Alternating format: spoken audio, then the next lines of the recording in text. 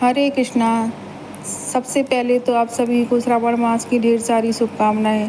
तो चलिए आइए जानते हैं कि हमें सावन में किस दिन हरी चूड़ियाँ पहननी चाहिए और कब दान करना चाहिए। चूड़ियाँ हमारे इस अखंड सौभाग्य का प्रतीक है और शुभता का भी प्रतीक है, इसलिए हमें हरी चूड़ियाँ दान करनी चाहिए। सावन मास में हरी चूड़ियाँ दान करने से हमें अखंड सौभाग्य प्राप्त होता है और जितनी अधिक हम दान करते हैं उतनी ही अधिक हमारा सौभाग्य बढ़ता है। इसीलिए हरी चूड़ियाँ माता रानी को भेंट करनी चाहिए और सुहागन स्त्रियों को दान करना चाहिए।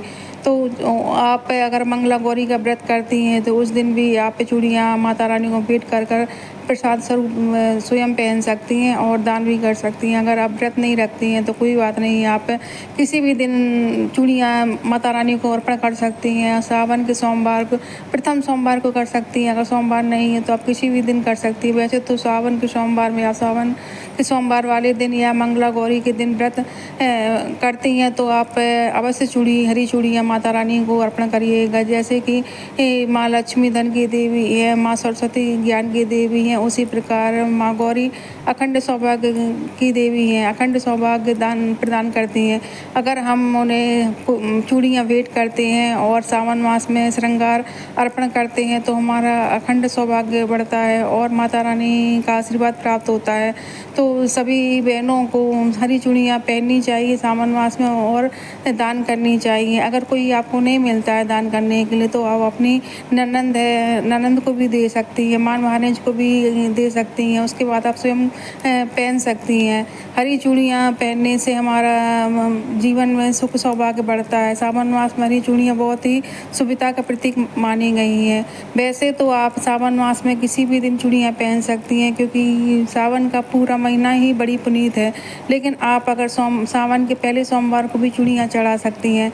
अगर आप सावन के सोमवार को नहीं चढ़ा सकती तो हरियाली तीज, बहुत से अवसर ऐसे पड़ते हैं जिस दिन आप चूड़ियाँ चढ़ा सकती हैं। वैसे तो सावन का सोमवार शुरू हो रहा तो आप सावन के सोमवार वाले दिन ही माता रानी को, माँ गौरी को अर्पण करके श्रृंगार का सामान, अगर आप ज़्यादा कुछ श्रृंगार का सामान नहीं चढ़ा सकती हैं तो कोई बात नहीं, आप 5 सुहाग की चीज़ें जैसे बिंदी है, सिंदूर है, आलता है, महावर है, मेहंदी है, इस सारे सामान श्रृंगार माता रानी को अर्पण करिएगा। इसके बाद स्वयं पहनिएगा और खुद ही इस्तेमाल करिएगा। अगर मंदिर में आप देना चाहती हैं तो माता रानी के मंदिर में भी सुहाग का सामान अर्पण करें। मंगला गौरी के दिन हरी चूड़ियाँ माता रानी को अर्पण करने से हमारे जीवन में सुख सौभाग्य बढ़ता है। और अगर आप हरी चूड़ियों के साथ पीली चूड़ियाँ भी पहननी चाहती हैं तो आप पहन सकती हैं क्योंकि पीली चूड़ियाँ भी हमारे जीवन में सुख सौभाग्य लाती हैं। पीला भगवान विष्णु को अति प्रिय है और हमारा गुरु ग्रह मजबूत होता है, इसलिए पीली चूड़ियाँ पहन सकती है। रंग बिरंगी चूड़ियाँ हैं, लाल, हरी, पीली चूड़ियाँ, क्योंकि चूड़ियाँ हमारे सौभाग्य को बढ़ाती हैं, इसलिए हमें सुहागन स्त्रियों को चूड़ियाँ वैसे पहननी चाहिए। हरी, पीली, लाल, आप किसी भी प्रकार की चूड़ियाँ पहन सकते हैं। और अगर आप हरी चूड़ियाँ अधिक से अधिक दान करिएगा। और चूड़ी पहनने का कुछ नियम होता है, सभी बहनों को पता होगा कि चूड़ियाँ रविवार को नहीं पहनी जाती हैं। कोरी चूड़ी रविवार को नहीं पहनी जाती है, ना ही मंगलवार को पहनी जाती हैं, कहीं कहीं तो शनिवार को भी नहीं पहनी जाती हैं। तो सभी से शुभ दिन बताया गया है शुक्रवार को और सोमवार को आप पहनिएगा।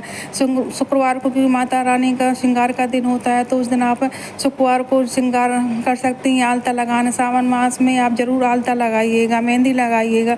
अगर आप हर रोज़ 2-4 दिन में नहीं कर पाती हैं, आलता लगा पाती हैं, तो आप सावन के सोमवार वाले दिन, हरियाली तीज वाले दिन आलता ज़रूर लगाइएगा, मेहंदी लगाइएगा और माता रानी को भी अर्पण करिएगा। इस प्रकार करने से हमारे जीवन में सुख सौभाग्य बढ़ता है। और चूड़ियाँ हमें विशेष दिन ही बदलनी चाहिए, जैसे कि शुक्रवार है, सोमवार है।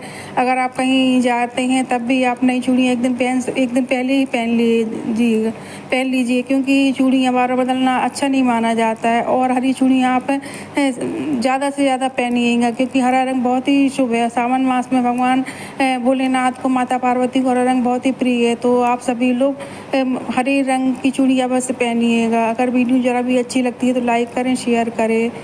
जय श्री राधे, जय माता पार्वती की। मिलते हैं अगली वीडियो में।